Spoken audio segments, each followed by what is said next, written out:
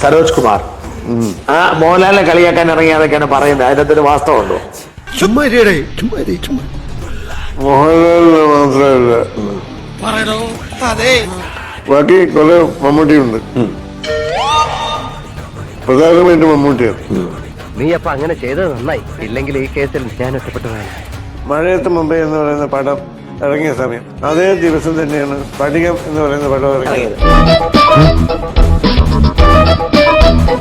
ഒരു ദിവസം ഞാനും മമ്മൂട്ടിയും കൊച്ചിൻ അനീഫയും കൂടി ഒരു മീറ്റിങ്ങിന് പോവുക MG റോഡിൽ കൂടെ. മമ്മൂട്ടി വണ്ടി ഓടിക്കുന്നത്. ഞാൻ നിങ്ങളുടെ കാര്യം അപ്പൊ മമ്മൂട്ടി ഇങ്ങനെ റോഡ് സൈഡിലുള്ള പോസ്റ്റേഴ്സ് നോക്കുക. സ്ഫടികത്തിന്റെ മഴയത്ത് മുമ്പ് 25 ദിവസം അങ്ങനെ ഒരു സംഭവം ഉണ്ടായി. അപ്പൊ മമ്മൂട്ടി എന്നോട് പറഞ്ഞു, കണ്ട സ്ഫടികത്തിൽ അവന്റെ പടം, അവന്റെ മുഖം മാത്രം. മഴയത്ത് മുമ്പേ കണ്ട ശോഭനി മറി അരയ്ക്കോ. ഉദാഹരണല്ലേ പറയണേ. നീ ആ മാത്രം നേരെ വിളിച്ചൊന്ന് പറ, എന്റെ പടം മാത്രമായിട്ട് അതൊക്കെ.